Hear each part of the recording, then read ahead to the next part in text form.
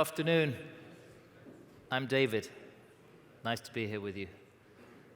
So we're going to make this an interactive conversation, maybe even a workshop on what innovation means. So I am a journalist who spent a lot of time working with tech entrepreneurs. I set up Wired magazine in the UK, which is the publication that looks at where the world is going, not just in tech and science, but design and business models and human behavior.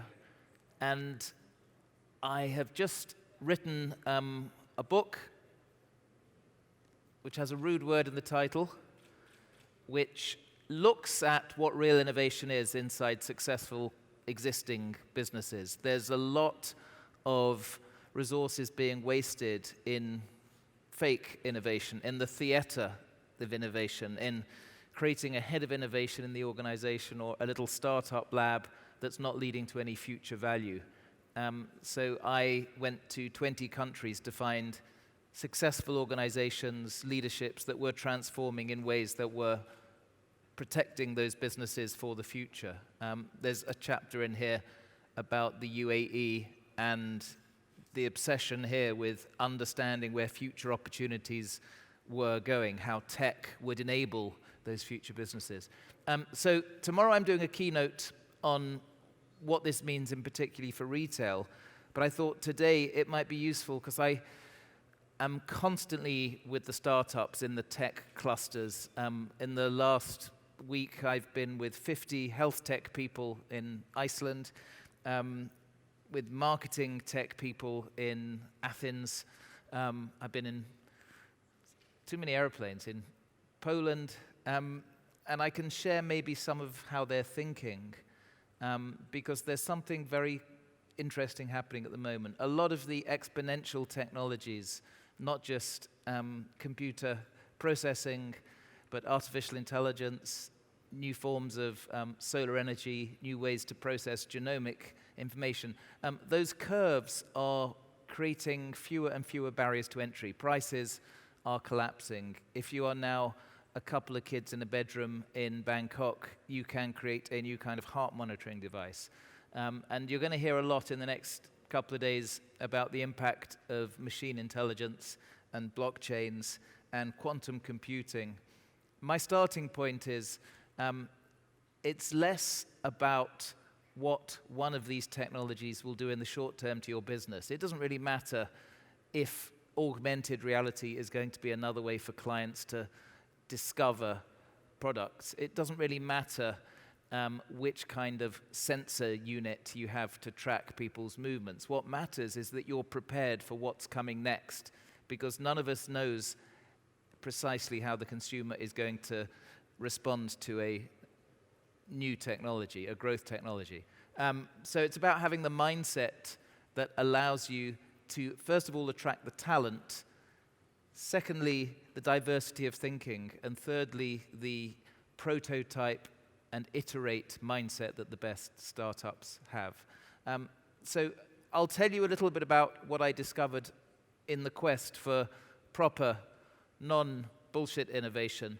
And then I'd love to have a conversation where we talk about some of the challenges you're facing and some of your concerns about tech, but also about the mindset of innovation.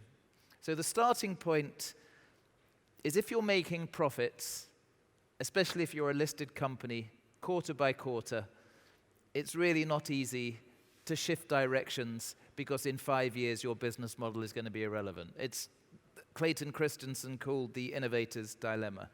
And you can't rest. The number of companies and the length of time in the public listed markets, well, that's changing. Your time as a listed company is contracting because there are so many new paradigm shifts coming along. So how do you make your business adaptable, agile, and bold enough to look where the puck is going? One of the key ways that this is happening in some of the strongest games companies, manufacturing companies, finance companies, is by getting rid of this old model of the hierarchy where somebody at the top makes the decisions. Because in the new model, what's happening at the bottom, what's happening on the streets, monitoring customer behavior, that's increasingly important. So how do you defer this power of thinking through where the business should go to the people lower down the pyramid? And there are examples of very fast growth companies in gaming, in consulting engineering, that are benefiting from losing this hierarchical approach. There's a games company in Finland called Supercell that's probably the most successful in Europe. And the boss, Ilkka Paananen, talks about wanting to be the world's least powerful CEO because it's all about attracting amazing people and then giving them space to do what they do best in a way that motivates them. The battle now is for talent. There's a consulting engineering firm in London that helped build the Burj Al Khalifa, a whole bunch of tunnels, bridges, almost impossible tall buildings. It's called Arup. 15,000 consulting engineers around the world, but it's based in London. And unusually, it's owned by the staff. The company is owned by a trust, and everybody who works there has a stake in the company. I talked to the chairman, who says, I don't really have any decisions. It's not about me. All we have to do is make sure that the 20-somethings want to work here, and then let them decide how they work. And there was an example of a project that everybody said was impossible that they managed to solve because the 20-somethings saw it as an intellectual challenge. The hotel in London, Claridge's, for 10 years wanted to build 5 basement levels. And for 10 years, every engineering, every building firm said, you can't do it whilst keeping the hotel open. They didn't want to close the hotel because they didn't want to lose the loyalty of the VIP guests. So it became known as the Impossible Basement Project because there was so much structural building that would have needed to have been done. And then they called in Arup for one final look. And some people from Arup, where the people lower down get to decide what they work on, they got excited about it. They took it on. They thought, we will work together to find a solution. And in fact, they found a solution by bringing in a bunch of Irish miners who hand-dug 30-meter deep trenches, 62 of them, and they filled them with concrete and then supported the existing hotel on top as they continued to tunnel. And they finished in February this year the 5 basement floors, only because the talent gave that company the flexibility of thinking. It wasn't about the boss. So if talent and empowering it is key, there's also the importance of getting diverse mindsets so that you're not stuck in a very fixed way of thinking. And a lot of the strongest of the startups don't just have engineers or engineers and designers.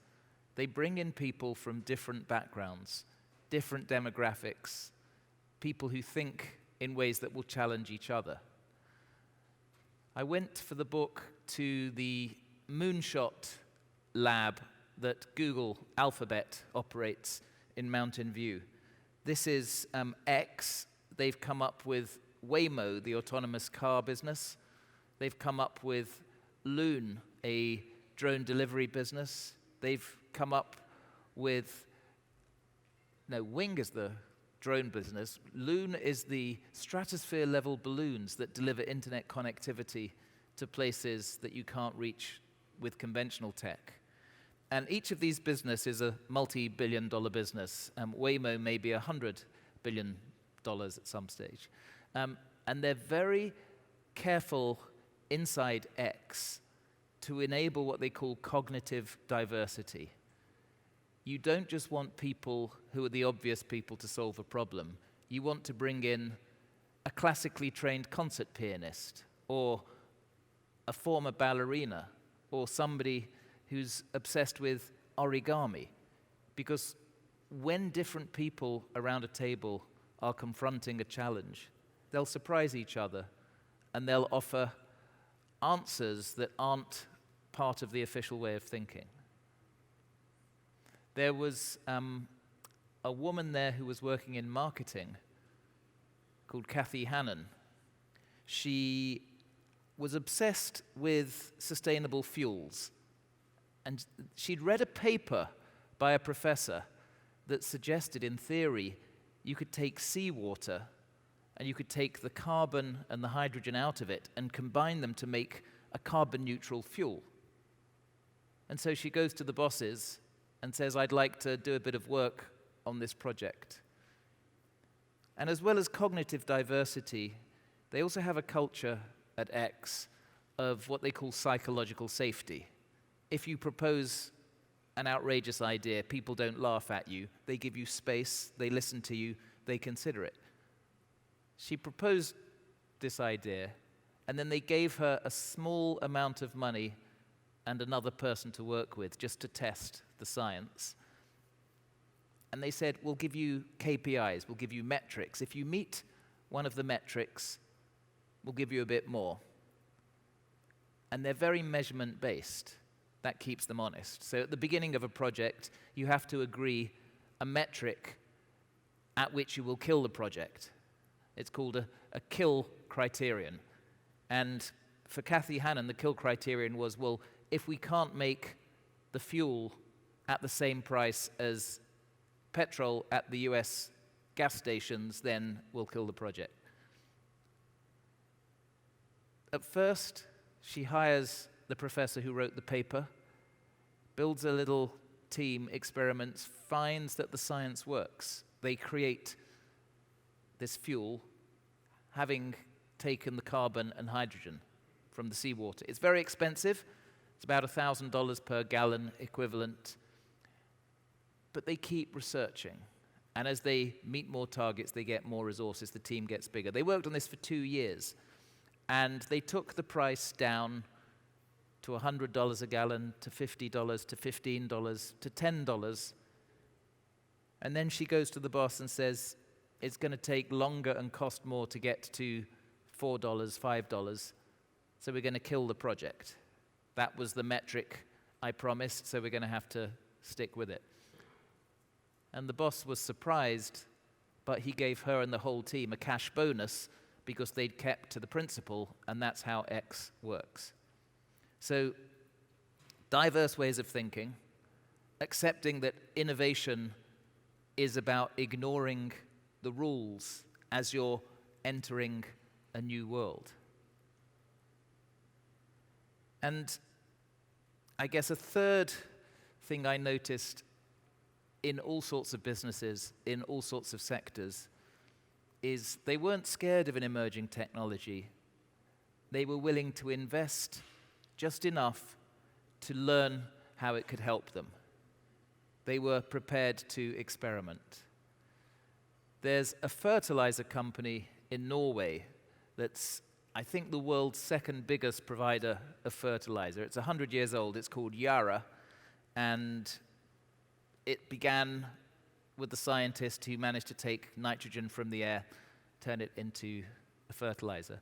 And they had a particular problem they needed to solve. To get the fertilizer from the factory in Norway to the port for export, they were using 40,000 diesel trucks every year, and they couldn't get the drivers. They didn't want to do the job. It was expensive, and it was also not very sustainable. So about 3 years ago, the board agreed an experiment. They had heard about autonomous travel, and they thought, why don't we put $40 million into a project to build the world's first autonomous electric cargo ship? They get some of the best engineers working on it, including the company that designs the electronics for cruise missiles. They're building it at the moment in Romania. The regulation isn't quite fast enough for what the tech enables. But what was interesting is about 2 years ago, they did a demonstration of a prototype in the water in Oslo. It got quite a lot of press coverage. And then lots of other Scandinavian companies call them up and say, hey, we have a similar problem. Could we pay you to use your autonomous electric cargo ship? And they realized, because they were early in a tech, they're developing the IP, they're proving something that nobody else has worked on. They've created new future-facing value that at some stage could be worth billions. There's a company in Hong Kong that makes saucepans. It's one of the world's biggest manufacturers of pots and pans. It's called MEA. You won't know the brand because they mostly work with retail chains, so your department store will sell the MEA saucepan under their own name. And it was started in 1961 by a man who's now a billionaire called Stanley Cheng. And Stanley's son, Vincent, who's in his 30s, who's always online, said, Dad, you know the internet's coming for the kitchen too. There's this thing called connected cooking, where your oven is online and downloads recipes. We're going to become irrelevant unless we start experimenting with the tech. So Stanley gives Vincent a little bit of money, a barn in Napa Valley in California, and the instructions, go experiment with what connected cooking could mean for us.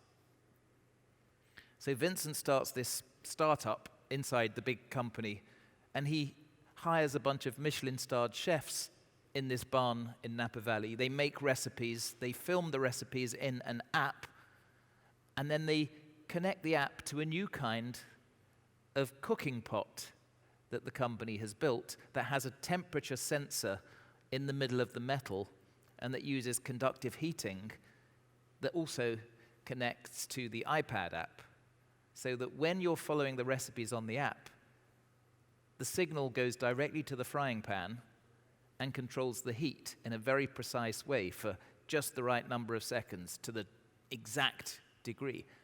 And the idea is you can cook alongside the Michelin-starred chefs when you're going through their recipes.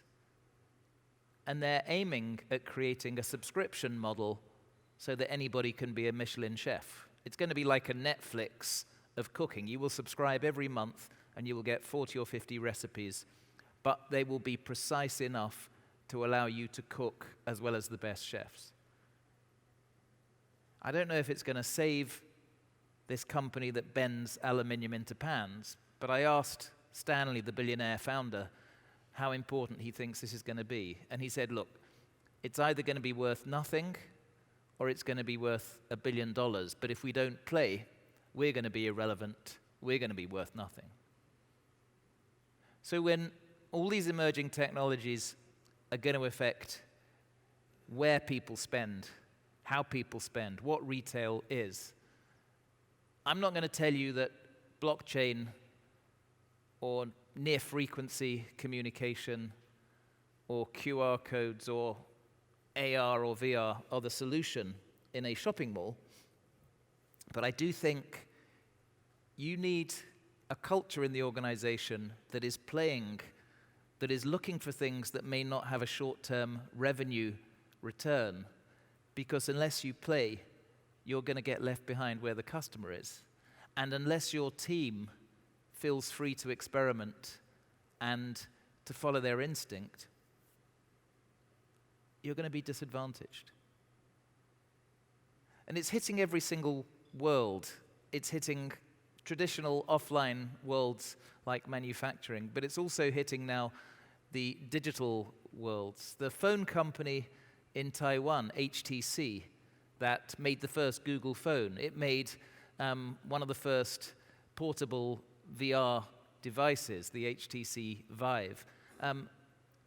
They have gone through a few near-death experiences lately. They weren't competing against the big Samsungs, the Huaweis, the Apples. They're now experimenting by bringing in different members of the family to rethink what a phone is, by having that diversity in the company. Phil Chen, whose aunt set up HTC, is now running a unit that sees the phone not simply as a way to message, as a way to consume video, as a way even to make calls. He thinks we're in an increasingly decentralized network. There are going to be blockchains. We don't quite know what they're going to be, but it's going to be more than cryptocurrency. Why don't we design a new kind of handset that is your personal access point to this decentralized network? It's your node on the network. So in December, they launched something called the Exodus phone, which is the first mainstream phone that allows you to secure your identity in the phone in a way that's protected. And when you can secure your identity, not only can you store your cryptocurrency there, but it gets more interesting. You can let other organizations on the network give you micropayments for using your data, for using the sensors in your phone. And the vision is, it's early in the journey, you will be able to use the device maybe to get some small payments from advertisers for sharing in detail your preference, and for letting the network access unused processing power or storage on your device, or maybe letting companies access the sensors like the gyro in your device. Again, it's challenging thinking. I can't tell you this is going to be a big success, but if HTC doesn't start exploring, it's risking getting left behind. And I'll give you a fourth way of creating a culture of innovation inside a profitable, existing, successful business. Have a small team empowered to be pirates inside the organization. I don't mean to try and kill processes or destabilize the company culture. I mean people who, with backing from the very top, can go and solve tech problems without having to go through committees, without having to wait a long time for agreement. There's a really powerful example in Washington, D.C., in the Pentagon. So the US Department of Defense was hitting a wall. It was delivering procurement projects over budget, too late, and they weren't necessarily what the soldiers on the front line needed. But ISIS is like a startup. It can hack things together. It put a DJI drone into the air with a grenade on, and it goes over the border in Iraq, and it causes problems. Now, if you're the Pentagon and you've asked Lockheed Martin to design a way to solve this, it's going to take you 2 years.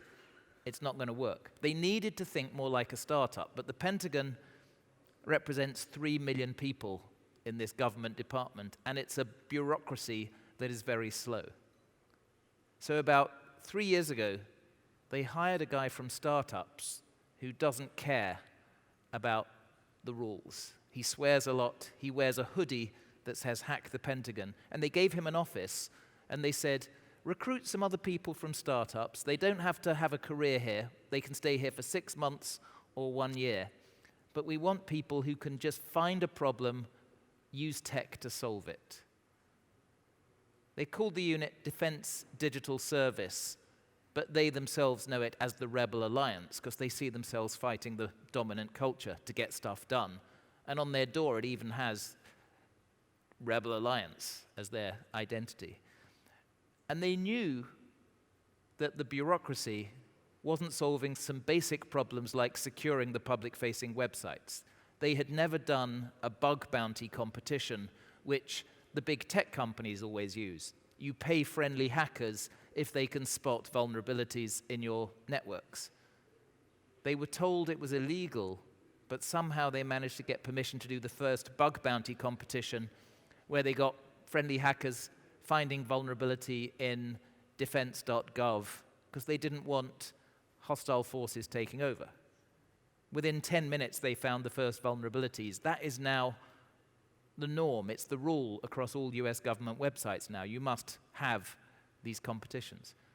They went, a small team of them, to the front line in the Middle East to work with soldiers on the ground to devise radio signal jammers so that the drones with the grenades would no longer come over the front line, and they solved that problem. So I tell you this because they weren't part of the dominant culture, but they gradually earned the respect of the dominant culture because they got stuff done. They solved the problem. So if you're a 2,000, a 5,000, a 10,000 person operation, how do you make sure that you are not getting stuck in one way of thinking, that you are allowing your culture to innovate, to use tech, to understand how behavior is changing to solve those problems? Give yourself space for a little unit. And also, find ways, as I said, to look for future-facing tech, even if there's no short-term economic revenue, because you never know what you will discover. There's a software company called Autodesk that became very successful 30 years ago when it made AutoCAD, software that architects and designers use. But that was a different era. That was the first years of the desktop computer. What happens to the company Autodesk when desktop computers mean a lot less than the cloud, than artificial intelligence? How does it stay relevant? To its credit, Autodesk has always put a high proportion of its budget into playing, into giving its team space to explore without needing to justify in the short term a product. They have a pier in San Francisco full of robots and 3D printers and artists on paid fellowships, and they use it as a way of understanding how people increasingly want to use software in different ways. And about 3 years ago, they were playing to see how, if a designer is working on, let's say, an airplane seat, what if you allowed artificial intelligence to work alongside them and suggest variations of what they were doing? What if the designer could say, my airplane seat must be no more heavy than 4.7 kilograms. I want it made out of these materials. I want it no less than this wide. Those constraints are used by the AI to suggest hundreds, maybe thousands, of different ways of making this work in real time. It was an experiment. They called it generative design, because just like nature generates in Darwinism new versions of a flower or an animal, the system was generating new ways to build whatever the designer was building. So this was blue sky thinking. The CTO, the Chief Technology Officer of Autodesk, called it looking for your blind spots. They quickly realized that this could be the tech that saves Autodesk. Because if you can make the human designers work better, easier, with more choices because of the AI, people are going to buy your software. So last year, they started releasing products with generative design inside the products, and they're selling extremely well. So I make the point because it's a product they didn't look for in terms of generating revenue that is going to end up generating large amounts of revenue. So I guess in my exploration of how banks, media companies, industrial companies, all sorts of organizations were able to generate new business lines, future-facing revenue, I thought hard about what innovation actually is and what it isn't. And it's not the cool new toy. Just because there are emerging technologies, just because you and I can go and design a new use for a drone or give somebody a virtual reality experience, doesn't mean that's going to create future-facing business. Innovation isn't product. It's thinking through what your market wants at a time when the tools are changing, at a time when their behavior is changing. And it's really about how you can create an organization, a culture, where you're prepared to challenge how you've always assumed the business should work. How you can attract the talent that's going to build products and services in new directions, in ways that don't need somebody at the top saying, this is what I want you to do. Innovation is about accepting the reality, which is the barriers to entry are collapsing and your competition is everywhere. And in retail, as we've seen, the barrier to entry of having the physical space is challenged by changing behavior, where people are touching this thing and expecting magic to happen and be delivered as soon as possible because that's what they want. Because if you're in retail, your new reality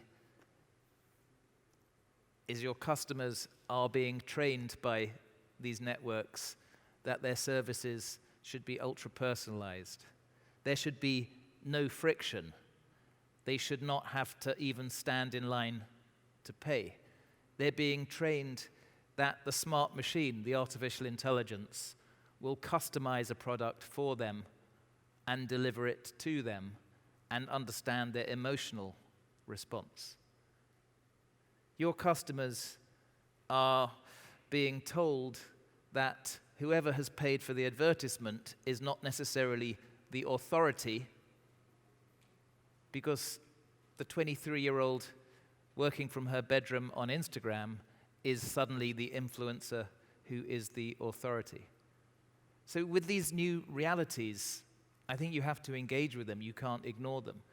You can't look for backward-facing business models when things are moving so quickly that Chanel, Dior are being challenged by Kylie Cosmetics, run by the youngest billionaire in the world.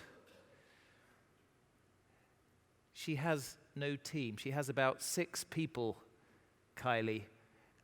She outsources the manufacturing of her cosmetics. She outsources the shipping and the financial processing to a company called Shopify. Her mum does her PR, and Kylie goes online and acts as the marketing channel. So the rules have changed.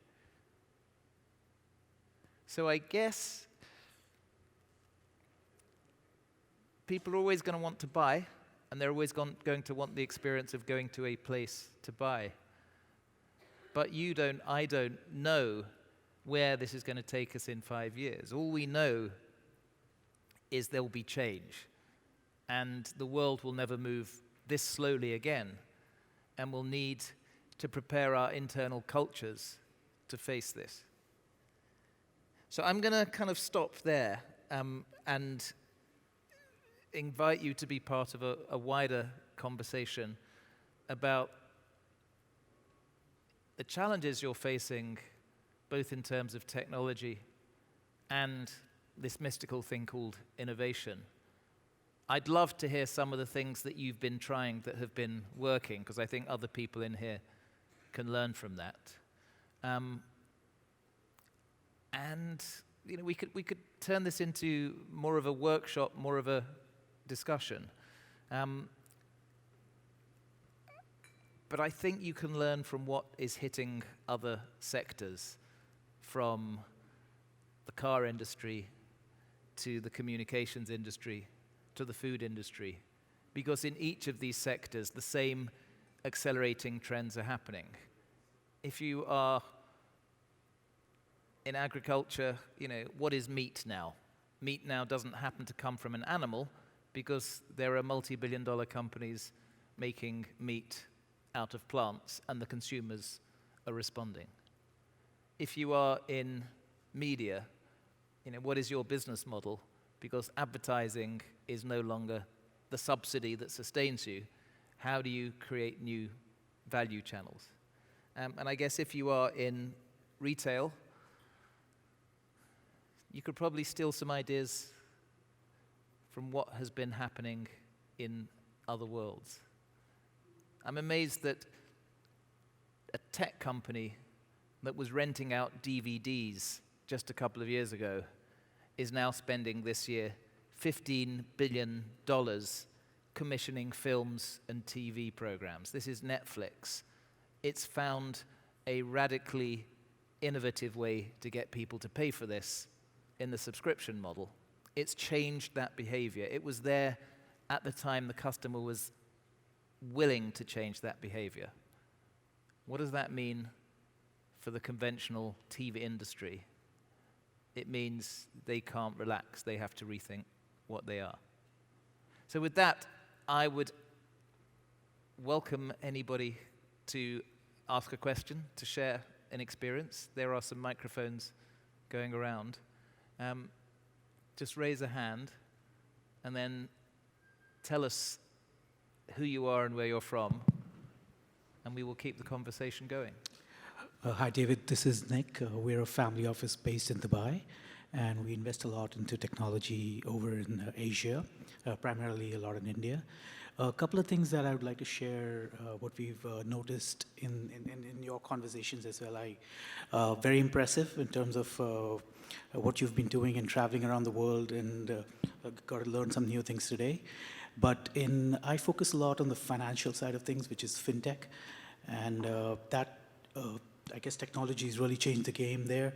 The cost of loans has dropped substantially, cost of servicing it. So the SME segment, the consumer loan business is fantastic today. And so something that technology has really changed across, which is artificial intelligence, machine learning, a little bit less of the fluff, but there's a lot of good stuff that's going on now.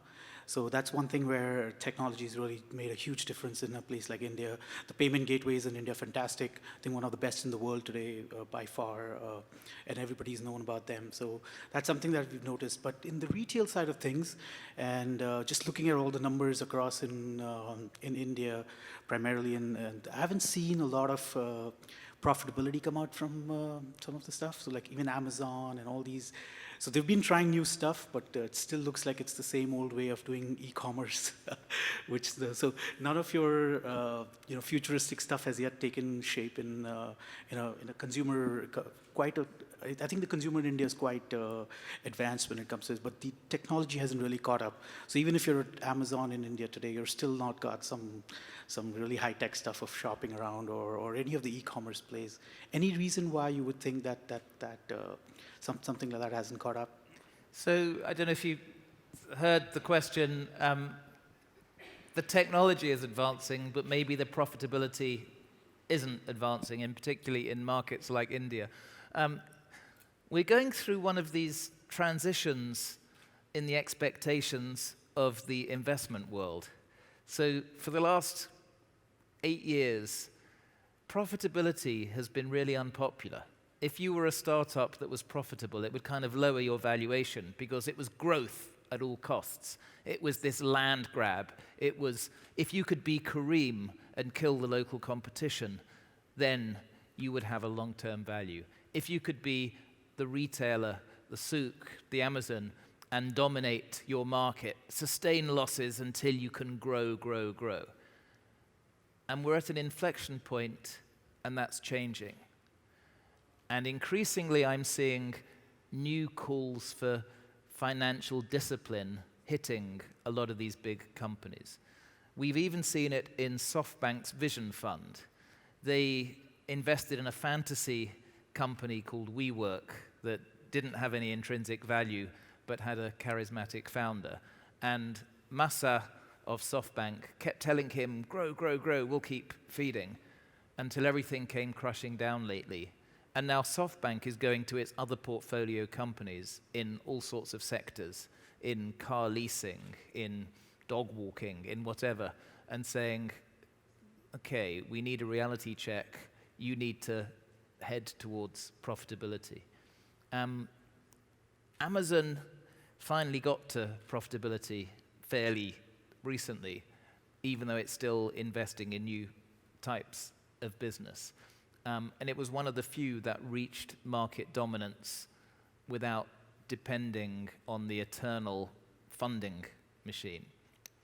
So I think there is a lot of liquidity out there. There's a lot of money, not all of it smart money, going to huge experiments in tech, huge experiments in e-commerce. The mood can change very quickly. In media, there were a bunch of digitally native media companies that grew in the last 4 years. There were multi-billion-dollar companies like Vice and BuzzFeed. There were very valuable companies like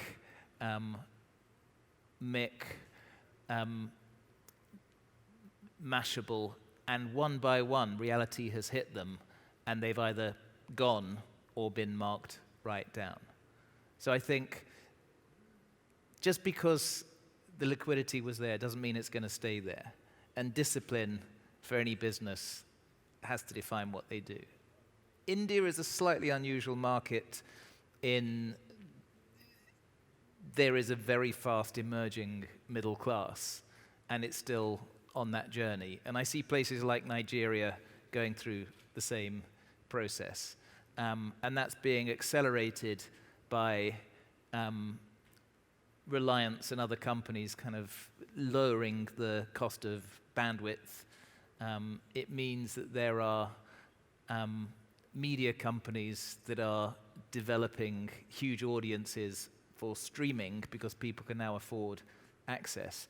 What I suspect will happen is the consumption, the purchasing habits will follow this, but it's a relatively early part of that journey. The challenges in a lot of the Indian markets are around, first of all, logistics and then payments. But aren't problems wonderful things for entrepreneurs to try and solve? I used to have to go to the bank to get foreign currency 5 years ago. Now I use a couple of apps, TransferWise, Revolut. I touch a button, I get the interbank exchange, everything works. So very quickly, the people who push the limits change the expectations. If you find the entrepreneur in India who you think is going to win, then let me know so we'll both invest. What I love about this place is because it's such a small local market, the really impressive entrepreneurs here, and I've personally invested in 1 or 2 of them, they go global from the start. Maybe they'll start with the Middle East, they'll go Saudi, they'll go wider in Asia, but very quickly they're planning their international rollout. And that is very exciting. Hello, tell us who you are. I am Avi from Istanbul, Turkey. And the difference in our names is that you have 2 more D's than my name. So my name is in the middle of your name. So if Hello, I can Avi. Add up for your digital disruption that you are telling us today, and I believe I'm older than you, so I belong to the previous generation, and you are representing today with your excellent presentation regarding the forthcoming changes. Rather than a question, I would like to, give a comment, if I may, because I've been working as a shopping center consultant for 26 years, and hopefully, if I can make the advertisement, Tuesday morning we will be speaking on the outlet malls, which is another format of the transformation in our industry. What I would like to add is that despite all the possibilities, all the conveniences the e-commerce is introducing to our lives, it is still the social, and as in the previous presentation of Fitch, that's the gathering of people, I mean, from the old times, because the souks here are still alive. When we are trying to imitate or copy into the modernity, sometimes it's not working, as it was in the case in Dubai Mall, so they had to make some conversions. I do believe that the trend and tendency would go more towards mixed-use developments, putting many things together, especially with the sharing economy that we are facing nowadays. So the mixed use, inclusion of all the components, not only for shopping, but also working, enjoying, entertaining, eating, dining. So even if you can order the food by online to your house, but when you are trying to meet friends, then you will come again to our places, which are the gathering places, from the old-time agoras, the bazaars, to the modern shopping centers. So how do you evaluate, let me just add a question to it, the inclusion of all the culture, arts, dining, which is based on the experience the visitors would be facing by coming to our places. Because today's challenges, especially on the deliveries, is pushing us more and more into the omni-channel side, so that the click and collect might become the solution of the forthcoming, overcoming the challenges of the logistics. Thank you very much. Thank you, Avi. That was an important observation. People are hungry for community, for connecting with other people, and they need physical places to do this. And I think in many cultures, especially in the West, there is a growing epidemic of loneliness, and we are increasingly isolated, even behind our screens that claim to be social networks. People will pay disproportionate amounts to share a space with other people. Starbucks' growth was as the new space that wasn't home, that wasn't work. The growth of co-working, whether or not you buy into the business model of WeWork, and its huge growth, is because people want to go to a place where they may meet people who can help them, who can think differently. And as I said, diverse thinking helps you prepare for the future. And why, if you're a finance person, would you not want to be in a co-working space with a hardware person, with a design person? The challenge, I think, for the physical mall and other kinds of retail establishments is many of them had a very, very successful long-term business model they didn't need to challenge. So the thinking was all about how to optimize shelf display, how to optimize growth yields, and the thinking wasn't about how the human being is experiencing this physical space, what the customer journey was, who were the people, what was in their mind, what were their domestic challenges. And I think you need to take the whole person. You need to have ethnographers as well as retail specialists. You need people who design experiences. And I think you need to understand how, if you are a 16-year-old, you want to meet friends in a safe space.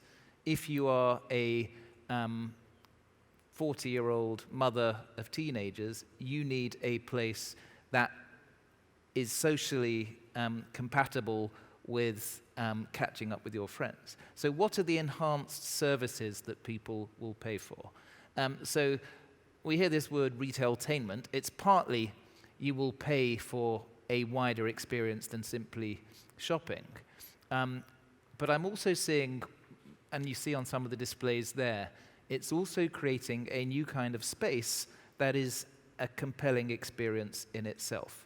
So I'm from London, where there's been a huge, one of the biggest retail and office developments in Europe at King's Cross, at St. Pancras.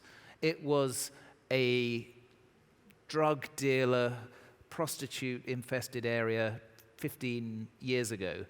Now it's the place people are actively choosing to go and spend a weekend, because there's the canal that's been renovated that touches the old railway sheds that now have design stores. There are fountains that are experiences in themselves. And I think I've seen a lot in Dubai that does that. You're not selling access to retail. You're selling both experiences and a sense of self. And what do we want as human beings? We want some sense of enhanced status. We want the opportunity, the possibility, the thrill of meeting other people. And we want to feel we're doing the cool stuff. And it's an amazing opportunity for people who have a physical space, such as a mall, to start thinking in a very different way. How do we program this space so people can come here and feel they're doing the cool stuff? And that may mean giving enormous power to guest curators. You know, what happens if you give artists control for a month? What happens if you give esports people a space? Because that's a huge growth pastime. I think it means, like in my cognitive diversity remarks, bringing in people on an advisory board who don't think like the people who have been running them all for the last 20 years. I have 3 children, and I'm always thinking, what physical location can I take them to that won't get them moaning, that will create excitement? You have this perfect opportunity. Is there another microphone with somebody to either share a point? David McAdam. Hello, here. David. I have a question for you. Yes. You're a consumer, you have 3 children, you live in London, fairly connected place. You are out in the rest of the world looking at things going on. What would make you a more compelling shopper yourself? What could we do for you that would make you a happier shopper? So I sit in between different worlds. So I'm an investor in about 60 tech companies. I'm constantly traveling to the local tech clusters to understand how they're thinking. But I'm also meeting people like you who are trying to navigate these very successful businesses through these digital changes. So if I take how the startup people are thinking, they know that the customer will not tolerate friction. The retail experience has to be as simple as possible. Standing in line doesn't work anymore. Not having something in stock when you expect it just kills the love. So when I want to spend a chunk of, carefully earned money on the product, how can you delight me and not just treat me as a customer, but I'm happy for you to know a bit more about me if it creates a sense of concierge experience. You can learn from the hospitality industry.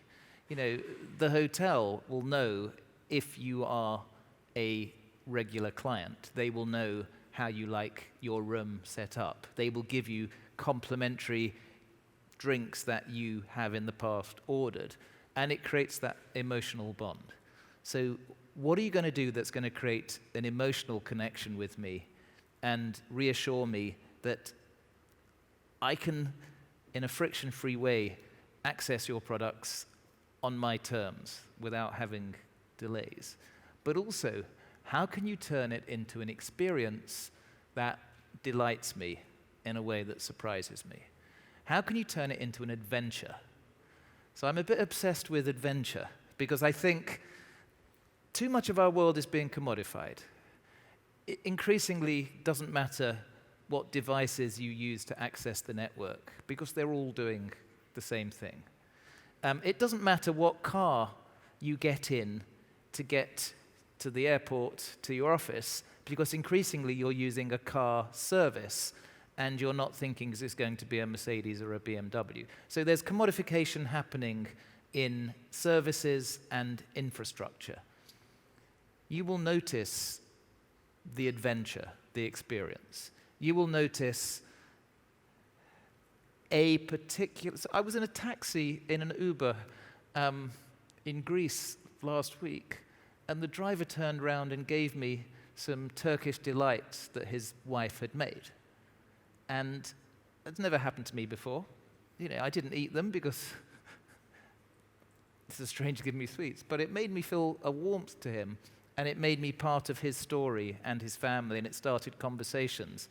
And, you know, he gets a nice tip on the app, and he gets a nice rating, and I think better about the service that provided me with that car. So I think we need to return to basic human needs, the Maslow's hierarchy, the emotional needs. What gives me self-expression? What takes me to a place I wasn't expecting to go? What makes me excited that you're giving me an adventure, not selling me a product?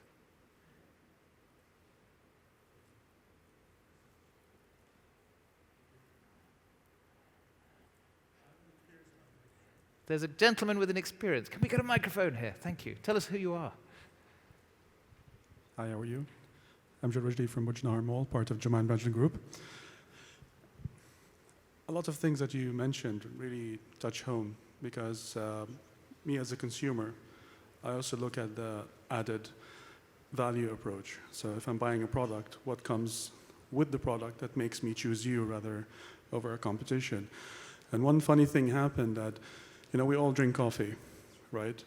And, you know, I used to go to a particular coffee shop place on a regular basis. And then I started, you know, a bakery opened up next to where I live.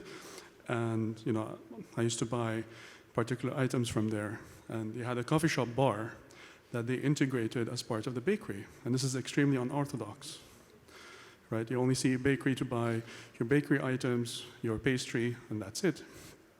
So started having a discussion. And it turns out that the guy is a barista. And I started asking, what are all these coffee beans that are on the table? And he started explaining that this is from Ethiopia, this is from Colombia, this is from Jamaica. And he started educating me in the sense that every coffee in every region where it comes from has a different flavor. And that was extremely interesting because it opened up my world in the sense that coffee is more than just Nescafe, right? Coffee is more about how it's brewed, where it's sourced, and that added a very positive experience. And from that on, whenever I go to a coffee shop place, I always ask them, where do you source your coffee from? What's the brew, if I like it, right? And you're prepared to pay more Exactly. because it has a story attached. And one interesting tidbit about Starbucks, you know, I never used to go to Starbucks because when I drink their coffee, it's always extremely bitter. And I never understood why. And funnily enough, serendipity, right? One of the projects I was working on had a Starbucks inside. So I started working in the Starbucks because it's the mall I'm working in. And slowly, because of that past experience, I started asking questions like, do you have medium roast? Do you have other flavors? And then they said, yeah, we do, right? So then I started a medium roast, Colombian. I said, great, it's my favorite, right? And because of that experience of having to work in that mall with the only coffee shop being Starbucks, I was forced to basically be exposed to Starbucks. And I saw an experience that I never thought was there, to the extent that now, whenever I do go to a Starbucks, I always have a standard order that I do order, which is a medium roast grande Americano with you know, sparkling water with lemon and half glass of venti cup with ice. And the funny thing is, the first time I did that order, okay, they absorbed it. And the second time I came, not expecting, they remembered my order. You know, grande Americano, medium roast. The lady here is bringing you some coffee. Right? So what I'm trying to say is that what you're saying completely resonates with me. Now, my question is, this is a type of culture where you as a consumer, right, you are trying to look to maximize the value of the money that you're spending. And you know now that it's not only about the product, it's about the experience with the product. So how can, you know, malls and retailers adapt to or encourage consumers to think in that track? Because many consumers today, they're still stuck in that, you know, waiting in line, picking up, you know, the items, and they're not exposed to that, different types of, retail environments, so they don't know what they're missing out on. So do you think that this is an opportunity for shopping centers to capitalize on exposing consumers to unique experiences so that they can capture customer loyalty in a way that, given how the market is in this region still is, that this could be an opportunity that many people are missing out on? This is a brilliant observation, because we will pay extra for decommodification.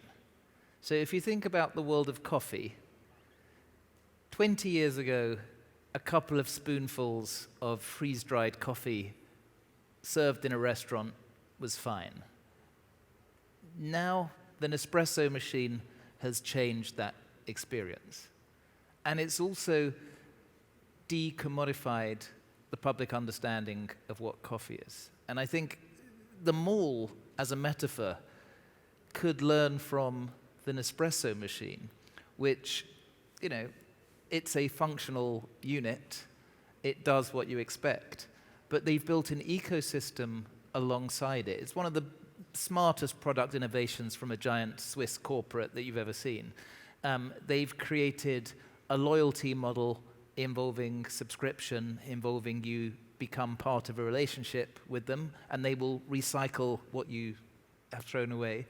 It's created an education stream in that they will guide you to ways to personalize your tastes through your journey through that. And it's created a hierarchy of increasingly precious, expensive experiences. And it's done it through the designed experience. So how can my experience in the shopping mall make me feel I'm gaining the pleasure of the thought-through designed experience? I'm gaining the education in that I'm learning something. I'm gaining the human contact from the specialists who have a passion and who are obsessed. And I'm gaining something that I can trust because it's a branded experience that's always going to be the same quality. There's a bookshop in London that's been there since the 1930s in one of the most expensive parts of Mayfair. It's called Hayward Hill Books, and they were losing money year after year. They thought, we're never going to compete as retailers of books. Amazon, other online stores are going to win. They had a new managing director about 6 or 7 years ago, and he thought, okay, we can only compete not as experts in selling books, but as experts in helping you make decisions about books. We can only compete on our curatorial skills. They have 6 ladies who sit in the basement of that bookshop reading 200 books a year to work out what the good books are. And they've started the first subscription service where they get to know their customers. Many of them are foreign. They come into the shop when they're in London. They will now send you each month gift-wrapped a book that they've thought about for you, and you will pay $600, $700, $800 a year for this service. They now have thousands of people signing up for this. So they've turned a retail, old school, go into the shop, buy something, they're losing money on it, into a emotional experience where they think about you, you feel part of something, the cost becomes less material, you're in a relationship. They will do private libraries for you. They're now making millions of dollars a year by curating private libraries. And I think where we will pay more, where we will have that loyalty, is building relationships with retail businesses that decommodify, that don't just provide the freeze-dried coffee experience because everybody else does, that say, actually, we care about this product, this is why I love it. And I think in some of the more interesting experiments in the last 5 years with, the Tesla retail stores, and, the Apple retail stores, it's not about how much revenue per square meter can they make that day. It's about how can they create a sense of excitement and delight. The Genius Bar, that doesn't try and make money from you, that helps you in a trusted way create a better brand experience. That pays dividends long term. I have a friend who's trying to do the same with chocolate. He's a London entrepreneur.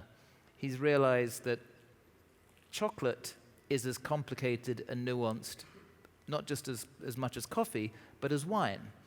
And why don't we know more about what we're eating? So he's now working with the small suppliers around the world, and he's created a playlist of chocolate that you subscribe to, and you get stories with each. And people are paying vast amounts for the chocolate because they know they're part of a transparent supply chain, real people with passion building it, and a trusted brand, my friend's business, Cocoa Runners, that gives you access to the best. How could we have more of that curation in the retail mall? Because I'd spend more money there.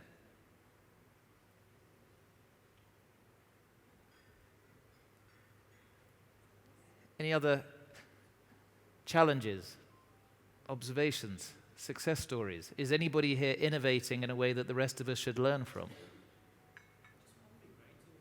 There's a microphone. Tell us who you are. This is Nick again. Oh, hi.